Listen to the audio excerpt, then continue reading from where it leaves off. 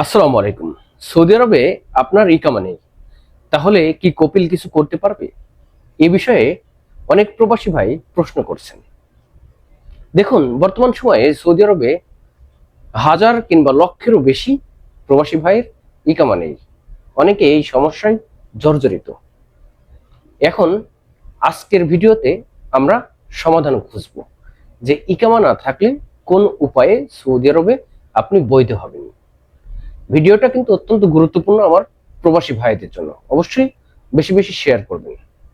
আর এ ধরনের তথ্য পেতে হলে অবশ্যই চ্যানেলটিতে একটা সাবস্ক্রাইব করতে হবে। তা আসেন শুরু করা যাক।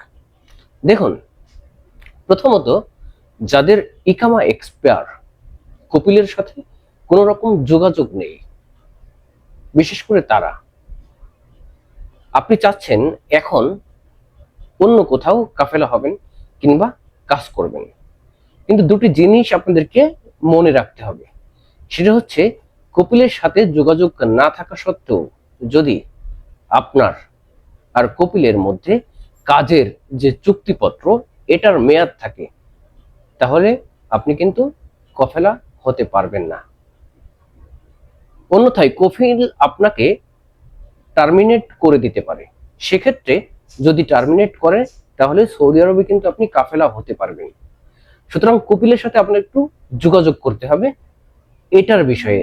অন্যথায় আপনি গুগলে কিউয়া ওয়েবসাইটে ঢুকে আপনার কন্ট্রাক্টের মেয়াদ আছে কিনা এই বিষয়টা একটু ভালো করে দেখবেন। যদি মেয়াদ না থাকে, সেক্ষেত্রে কিন্তু আপনি ইচ্ছা করলেই জরিমানা দিয়ে অন্য কোথাও কাফেলা হতে পারবেন।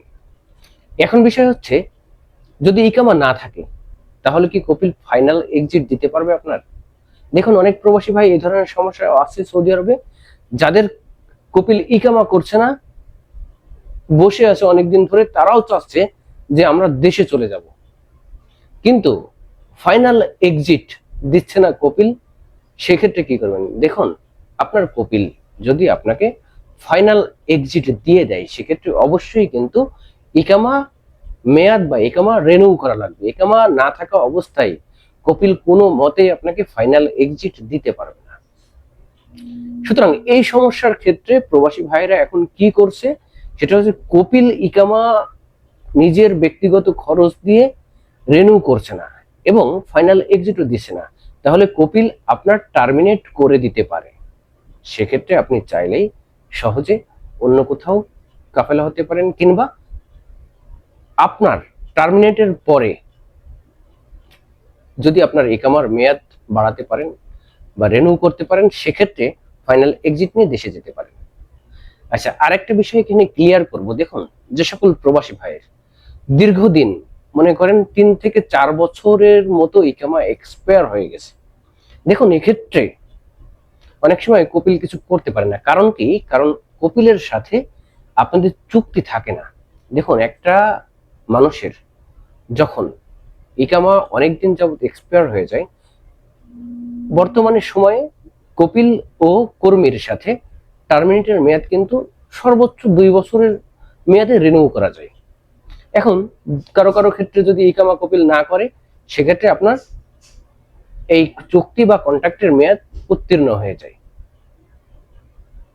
এবং বিশেষ করে যারা নতুন সৌদি আরবে ইকামা অবৈধ হয়েছে, তাদের ক্ষেত্রে কন্ট্রাক্টটা চেক করা অত্যন্ত জরুরি।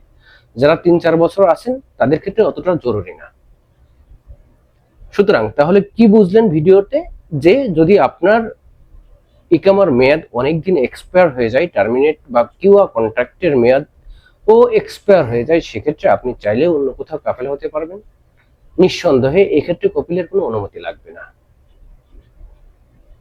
আর আপনি যদি মনে করেন যে ফাইনাল এক্সিট নেবেন, সেক্ষেত্রে কিন্তু কপিলের অনুমতি লাগবে, এবং কপিল ইকামা না করা পর্যন্ত আপনার ফাইনাল এক্সিট হবে না। এক্ষেত্রে জাওয়াজাত অফিস আপনাদের একটু সাহায্য করতে পারে, যে আপনি একবারে দেশে চলে যাবেন, কিন্তু কপিল ইকামা রিনিউ করছে না, ফাইনাল এক্সিটও দিচ্ছে না। কিন্তু আরেকটা বিষয় সবচেয়ে বেশি আসে, সেটা হচ্ছে কোনো মামলা, জরিমানা বা কোনো কিছু আসবে কিনা। হ্যাঁ, অবশ্যই আপনাদের এই জিনিসটা খেয়াল করতে হবে, যে আপনার যদি ইকামার মেয়াদ দীর্ঘদিন যাবত এক্সপায়ার হয়ে থাকে, তাহলে সেক্ষেত্রে প্রতি বছর অনুপাতেই কিন্তু আপনার ইকামায় নির্দিষ্ট অ্যামাউন্টের জরিমানা হতে পারে। এবং আপনি যদি এটা নির্দিষ্ট পরিসরে বা আপনি রেনু না করেন বা আপনার ফাইনাল এক্সিট হয়ে গেছে, আপনি ফাইনাল এক্সিটের মেয়াদও ওভার করে ফেলেছেন, সেক্ষেত্রে কিন্তু জরিমানা কিংবা মামলা হয়ে যেতে পারে আপনার নামে সৌদি আরবে। সবাই ভালো থাকবেন, দেখা হবে অন্য আরেকটি ভিডিওতে। আর এই ধরনের কোনো প্রশ্ন থাকলে অবশ্যই একটা করে কমেন্টস করবেন, আমি সাথে সাথে রিপ্লাই দেওয়ার চেষ্টা করব।